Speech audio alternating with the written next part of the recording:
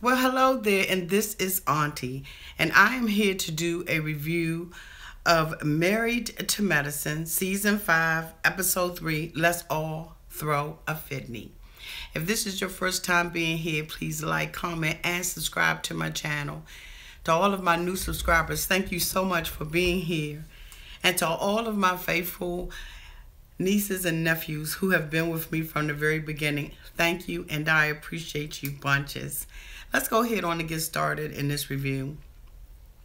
The first thing we see is Toya. Toya's at home, taking care of the family. She is, preparing dinner, it appears, and she says that her father took the boys out to, Red Lobster. She says she ain't going to Red Lobster because she ain't eating no biscuits.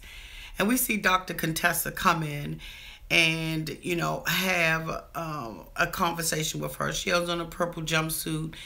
And, it's got some little fringes and all of that kind of stuff on the side. Not fringes, but ruffles on the side. And Toya says, this basically, you remind me of Prince. Okay. So anyway, after, she makes their little niceties and everything, Dr. Contessa sitting up there and they start talking about Dr. Heavenly. She says that Dr. Heavenly, acts basically like a demon. She's a misfit toy, amongst the group, and she, basically don't have anything going for herself. You know what I mean? Dr. Heavenly is a probably a fantastic dentist. But as far as, her being with other people and socializing, she's a social misfit. And, Dr. Contessa, with it being her first time being there, it's not a good look on Dr. Heavenly to come up in there and bow down to somebody and, do all of that kind of stuff. And so they talk about the confrontation that happened in the kitchen. Toya is basically telling her, this is her way of kind of hazing people that come into the group. When people come into the group, Dr. Heavenly gives them a hard time. Once she gets to know them and they get to know her, everything's cool in the game. But you know what? Hey, here's the thing. Everybody's not for the okie dokie and everybody's not for being hazed. We all grown women here. And don't nobody got time to be getting hazed by Dr. Heavenly. Who is she?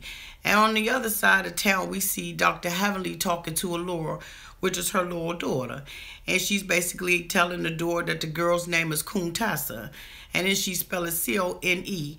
Well, basically, Coon does not... and is not spelled C-O-N-E, that's cone. So if you were going to try to make light or make fun of her name, you should have said Contessa. But instead you said Coon, C-O-O-N, Tessa. Dr. Heavenly, I thought that was a low blow. I thought it was unnecessary. And you need to be bigger than that. Like, really, you do. Like, you have an identity problem. There's an identity crisis. You got your daughter, Allura, sitting on there, and you're asking a little child for advice. The advice that she gave you, it was all right, but it's not the advice that a grown woman would have given you. But I forgot, you can't take advice from a grown woman, because as soon as a grown woman wants to give you some advice, you want to argue and try to, tear the sister down. You want to disregard what they're saying. Even when Contessa was trying to talk to you at the birthday party for Toya at the cook-off, and she was trying to say what she had to say to you, you made... you talk all loud, talk over top of people and all of that kind of stuff. You didn't even listen to what the lady was trying to even say to you. So you're just not the type of person who's going to receive correction well. You're just a social misfit. And you may be a good dentist, but here on this show, you are just completely showing yourself to be an asshole. And it's just not, it ain't cool. It's not cool at any, whatever. So, basically Toya is, she's defending Dr. Heavenly. And Dr. Heavenly, along with her daughter, is throwing her up underneath the bus. She's throwing Toya under the bus. The daughter says you need to have a confrontation with her. Y'all been friends for a very long time and you need to have a confrontation with her. She said, not in a negative way, Mom, but you need to say something to her. And you do. You should have said something that day. You shouldn't have left the birthday party for Toya without fixing whatever you needed to fix with Toya, because after all, you all have been friends for 9 years, according to the both of you all. Toya sees you for who you are. She's made allowances for it. And when you're in friendships, you make allowances for people's poor and bad behavior. And you know what, Heavenly, you don't make allowances for anybody because you want to see yourself as the victim. Even though you're the one that's stirring the pot. You're the one that's causing the problems. You're the one that's a social misfit in the group. It is what it is. The next thing we see is Quad with Dr. Greg. You know, they're up in the morning and they're getting ready. They're brushing their teeth and, you know, preparing their faces for the world. And Dr. Greg asks Quad, you know, are you going to come to the office and change the air fresheners out? Quad was like, so I'm the air freshener girl now? I'm the one that's supposed to come and clean out the air fresheners? That's what I've been... And he's like, well, you know, come and put some of your touches around the office. Whoop-de-boop-boop-boop. He says he wants to grow a Rick Ross beard. For what, Dr. Greg? You fine just the way you are.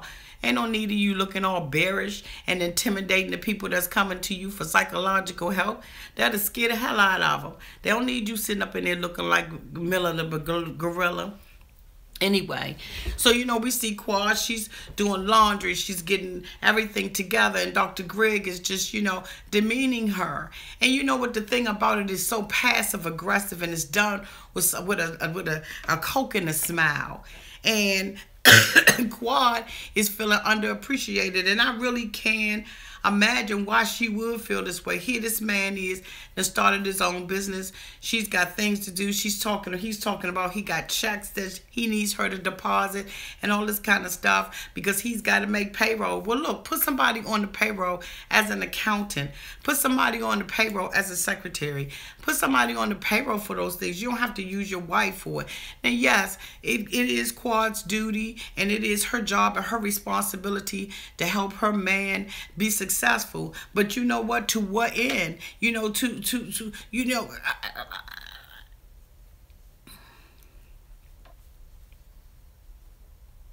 Dr. Greg, you got to do better.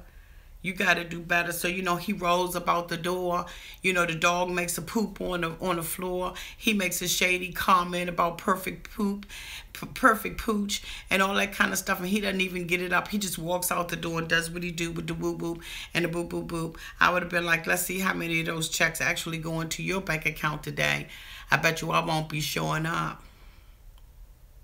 You know, that's the thing about it. That's why I ain't married, because you know what? You can't do eye for eye and evil for evil. But I'm trying to tell you, it wouldn't be not one check that would have got deposited. Kirk. Next thing we see is Dr. Jackie. She's at, you know, her at her practice, and you know, her staff comes in and she's got all these gifts from Curtis.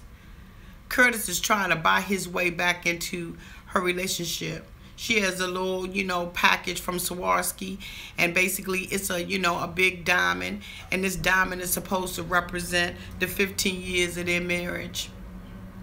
That's diamonds. And she's like, you know, I did ask him for a 4-carat ring. Dr. Jackie was like, you know what, Curtis, this is not going to do it. This is not going to cut it. You buy me a ring or buy me gifts. He sends calla lilies, fresh calla lilies there, and a, you know, a Louis Vuitton, you know, bag. And it ain't cutting it. She's opening it up and she reads this card that he has, and he basically says in the card, I don't want you to think that I've taken you for granted. Oh, yes, you did. You took me for granted. You thought that I would always be there. We see a private conversation between Dr.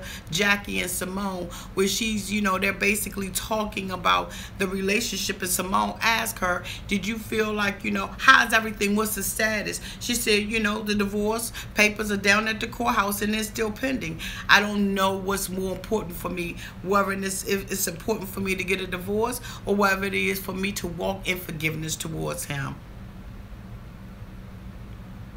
You know, Dr. Jackie, there's got to be a hard decision to make, because at the end of the day, you have 15 years invested in this man. Dr. Jackie says, you know what, I don't want to try to get to know somebody else. But that's not a reason to stay in a marriage. It's not a reason to stay with somebody, especially when they have taken you for granted. And I don't know whether or not this is something that I absolutely would have been able to do. But I mean, you know, she's got to make a decision. You know, Dr. Simone says her, did you ever think that you would be like this? She said no. And the thing about it that hurts me the most is that I didn't see the signs. I didn't see the signs that he was cheating on me. I just didn't see the signs that she breaks down. And this is a hard thing to like really swallow. You know, you're in a relationship with somebody, you're giving your all, you're giving the best of who you are. And yes, we all make mistakes in relationships and mistakes in marriages. I mean, hell, we make mistakes. But to have somebody to actually make a conscious decision to go out and have an affair has got to be a rough thing to handle and to deal with. And I don't know if I will be moved to the place of forgiveness. Yes, I probably would forgive him for, you know, what he did so that I can move on, because holding yourself in unforgiveness is like you taking poison and expecting the other person to die. You have to learn how to forgive so that you can move on and move forward and allow yourself to be open to receive all the blessings that God has for you. But at the same time, that does not mean that if I divorce you that I have not forgiven you. It just means that I needed to make another step, and I needed to do something that was beneficial to me. And you know, one of the things that I have noticed from this whole entire thing is that last year, when we had old girl Lisa going through her stuff with Dr. Darren, how everybody was sitting in there, you know, excuse me, acting like everything was all gravy in their relationships. They were all struggling last year, but because of their hatred and their bitterness towards Lisa and Dr. Darren, everybody act like they was cool in the game when they knew that they was going through problems anyway. We did see a smidget of the problems that was going on with Dr. Jackie and Curtis last year, but the rest of them, all of a sudden this year, we see all of these relationship problems popping up. This stuff was going on last year, but you know what? Nobody was sympathetic to Lisa. All they all wanted to do was point the finger, and that's the thing about pointing the finger. When you point the finger, you got, guess what? 1, 2, 3, 4, 5, 6 fingers that's pointing right back at you. And so, you know what? Now we see all these other couples going through their little problems and stuff like that. I wonder why.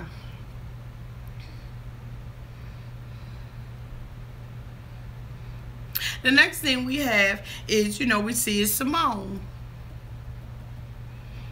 Simone is having, you know, a little ice cream date with her son, Michael. I thought it was really cute. You know, they go up and they get the little ice cream and everything, and he's like, you know, mommy, I like my ice cream and vanilla and my women. You go head on with this world, boy. Ain't nothing wrong with this world. Nothing wrong with this world. And if somebody come after him and say something about him, like in having a preference for white women or light-skinned women or whatever he was alluding to, you just as ignorant. Because guess what? Love doesn't have any color. And if we don't want people to be prejudiced and racist against us as a people of color, then we can't be racist and against other people of other ethnicities, cultures, religions, races, or whatever else. Sometimes we got to check ourselves as African American people and make sure that we don't find ourselves doing unto others what we don't want done to us. Anyway, I digress. I'm going to move on past that. So anyway, you know, the son is basically, you know, telling her about, you know, hearing the argument. He was talking about, you know, his brother getting ready to go to Howard University and how he's going to be crying. And the conversation was really light at first. And then Simone goes in and they start talking about, you know, the problems between her and Cecil. And her son Michael said that him and the other brother, Miles, had been listening to conversations between them, and that when he was a child he used to cry to manipulate the situation so that they would stop arguing and everything. But it just looks like everything has matured to a whole different level, and so his crying and his tears are not effective anymore. And basically Simone is like, we're seriously having problems. I don't want you to be burdened by what happens. That's never my intention. That's never any parent's intention, to burden the children with it. But guess what? That's what happens when you are in a marriage relationship. You bring these children up in the same home, and then you start having problems. Certain things you're not going to be able to hide anymore. And you know what? He's at an age now where he is mature enough to understand that he has to make a decision, to make a choice. If they decide that they're going to split up, let's hope that they stay together. But if they don't, you know what? They got to do what's best for them and what's best for their life. And you know what, Simone, you know what I say to you? You know what? Good luck. Next thing we see is Dr. Contessa. She gives us a little background about who she is. She was in the military and everything, and she's been a doctor for 13 years. She's been married to her husband for 12. He's also a doctor. She introduces her to her little wonderful little family, and they seem normal as hell. And excuse me. Y'all know I'm getting over a sinus infection, so excuse the coughing and everything. But, her family seems really normal. Her nanny who lives in the house, her name is Miss Renee. What's up, Miss Renee? She's one of them soul sister number 5s. And, basically, she's Darnell Jones' mother. She said that they met each other because they used to be neighbors and everything. And she just works for their family. She's the glue that holds their family together. She comes up in the house and, she done cook hot dogs for the kids. And she like, what's going on? She's like, they eat a hot dog. And you going to eat a hot dog too. I thought it was just really, really good to see Dr. Contessa with her family and just looking normal. You know what I'm saying? Now, some people may say that, she's got to step her game up and, her head game and all of that kind of stuff. I say, what? Be authentically you and who you are, Dr. Contessa. We'll make the adjustment. Everybody don't have to be weaved up and all of that kind of stuff to be accepted in society. And we got to learn how to embrace ourselves and embrace our natural beauty and stop with all of this stuff. I mean, I think she looks absolutely fine the way she is. But you know what? I digress. Dr. Contessa, it was very good to see you and your husband Scott and your family and Miss Renee, and the kids seem like they're very well adjusted. They were having a little bickering and I love that. I really loved it. Next thing we see is Toya. Toya's sitting up there with her father. Toya talks about, how the father cheated on the mother with the girlfriend. The mother caught him because they was cheating in the house. The father believes that he wasn't cheating. He said that he felt like he wasn't getting what he needed at home. And so, he basically felt like he needed to get love from somewhere else. What the... Toya also goes on to talk about how she covered up her father's stuff with the other women. How he would have different women in and out of the house and she would swap out the pictures and all of that kind of stuff. She talks about how when she met her husband, she basically had, some trust issues because the first man that she had ever been in a relationship with was a cheater and a manipulator. And that was her dad. And while the dad takes responsibility, excuse me, while the dad took responsibility for what he allowed Toya to see, he didn't take responsibility for the cheating. He said it wasn't cheating. Okay, Dad, call it what you want to. But, she talks about how, Eugene is out of the house trying to make the money and everything, and she feels like he has an opportunity to cheat. Everybody got an opportunity to cheat. And you know what? Here's the thing, Toya. Sometimes you got to be careful what you say. The word of God says that we have the power of life and death in our tongue, that we can speak into existence anything that we want. And you know what the thing about it is, what you're speaking into existence is your husband cheating on you. You've got to back up off of that. If you want something better, you got to do something better. If you want something different, do something different. You're putting the whole responsibility of having sex or not having sex on your husband. And you're making something that is not there. And if you want it to be there, if you want him to cheat on you, continue to talk that way.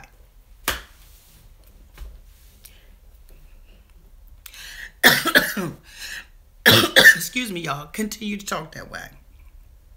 So anyway, next thing we see is a conversation between Simone and Quad. This is when we really start getting down to the nitty gritty of it all. Quad comes in and she talks about, how she won at the party and everything. She won the cook-off. She starts talking about how good Cecil was. And, as a partner helping her and all of that kind of stuff, Cecil held her down. And Simone was like, but that ain't who he is. He's not a good husband and he doesn't treat me good. And Quad is kind of like, what? You never know what's going on up underneath somebody's roof until you pull it back. So she talks about how, he's not a good husband. He doesn't treat her correctly, doesn't listen to her. Basically, she's just feeling like, the marriage is basically over. She's having problems in her marriage and she doesn't even want the facade anymore. She's like, what, Quad, I got to talk to you about it. Quad said, I can relate because I'm having problems in mine too.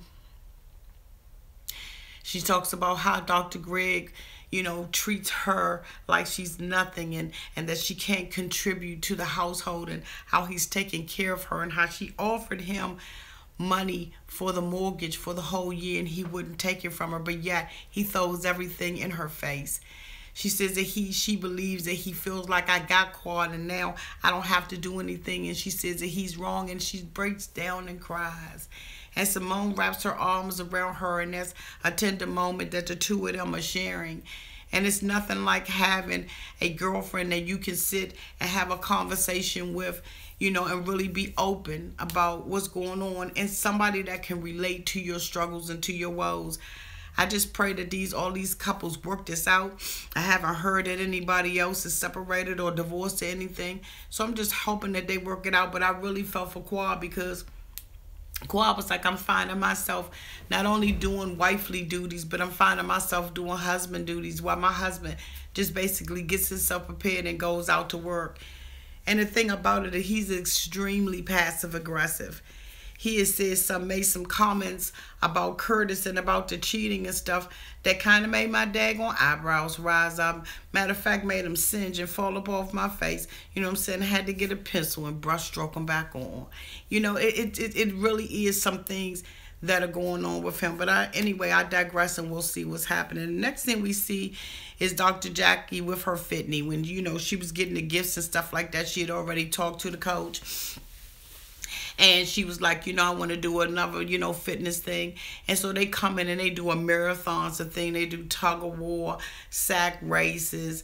They racing on the ball and stuff like that. And the whole time Quad is being negative and talking about somebody's weight and talking about how big Toya's butt is. Like, that stuff is not funny. And I don't know why the editors even thought that they should keep that footage. There was so much positive things that was going on. And Bravo, for some reason, on certain levels, they just want to focus on the negative stuff. They think that stuff is funny, and it's not funny. It's not funny how we as African-American women just tear one another down based on our looks. Like, we've got to get past that. But Bravo thought that was funny, and they thought it was worthy enough to caption that on the screen for us and let us see that. Heavenly, that's not funny. So anyway, basically Heavenly wants to confront Toya at the thing, but she knows that, Dr. Jackie don't play that stuff.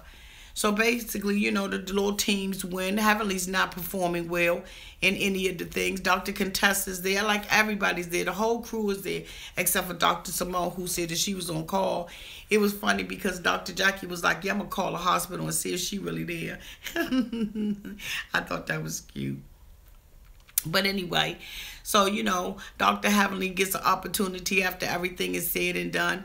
And she, confronts Toya. She confronts Toya in a accusatory, ignorant manner. And so how do you think that you're going to get somebody to respond back to you graciously, to even be able to hear what you have to say, Dr. Heavenly, when you approached her in the wrong way?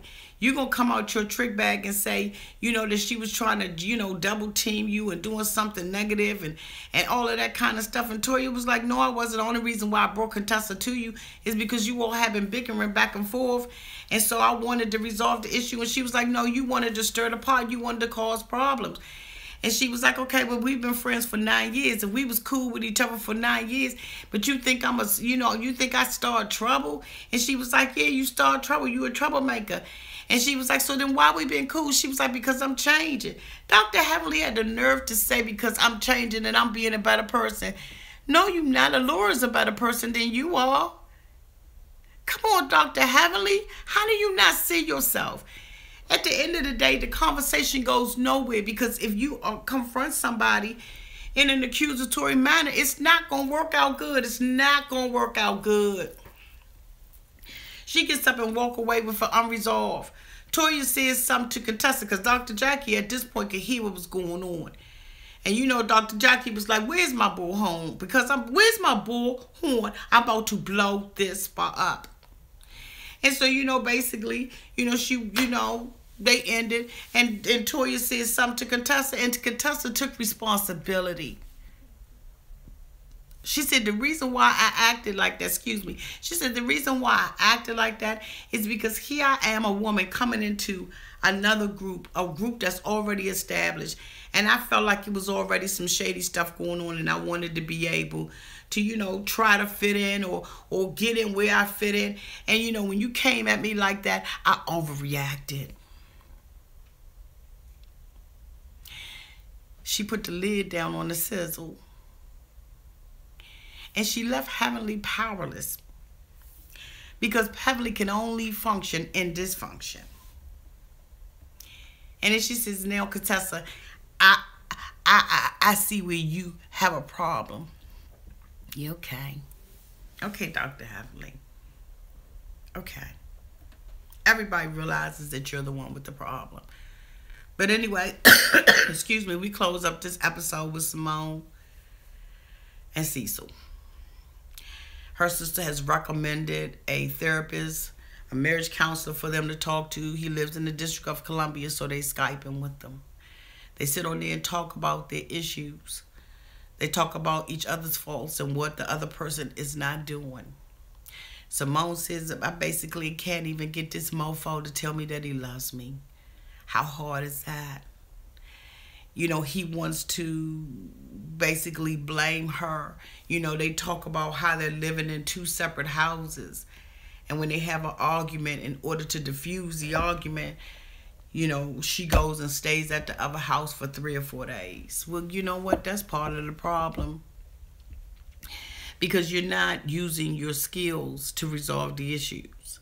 And I know that the issues are probably deep. They're deeper than what we would ever know, and really deeper than what we should know. But neither one of them, as the doctor said, is listening. He listens to what Cecil is saying, and every time that Simone says something, Cecil makes a face and seems like he's so irritated and agitated by it. And the doctor picks up on that and says, Cecil, I realize that every time Simone says something, you seem really despondent and angry and irritated. And he said, basically, you all not listening to one another. And you know what Simone said? There are times when I just feel like I'm unloved. And there is nothing worse than being in a relationship with somebody that doesn't love you like you love them. That just doesn't love you at all. That won't show affection, that won't change, that won't do anything different. That has got to be a miserable, miserable state of mind, a state of being. And Simone, you know what? Cecil, even when she said, I can't even get him to say, I love you. That was an opportunity for him to just validate and say, you know what, Simone, but I do love you. He never said a word. And so they've grown apart. They're going their separate ways. And you know what? They basically have a decision to make. They talk about, Cecil talk about how we don't go out and we don't have romance. And Simone said, we go out, we just go out with other people. I think that if Dr. Cecil cheated on Simone, she wouldn't even give a rat's ass about it. Because I really think that the relationship has just gotten that bad between the two of them. At the end of the day, they realized that they got a lot of work to do, and they said that to the doctor. And the look that Simone gave Dr. Cecil was that of pity. It wasn't even love, it was pity. She pities him. She's done. In her heart, in her mind, she's done. And they are in, you know what, crisis prevention at this point. They just got to make a decision about how they're going to split the assets and take care of the kids. Because that look of pity that she gave him is a look that's all too familiar from a woman who is done. Thank you all so much for looking at my review. I appreciate you being here. Again, if you are not a subscriber, please go ahead and hit that subscribe button because you know you love your auntie. Talk to you soon. See you next week. Mwah. Bye.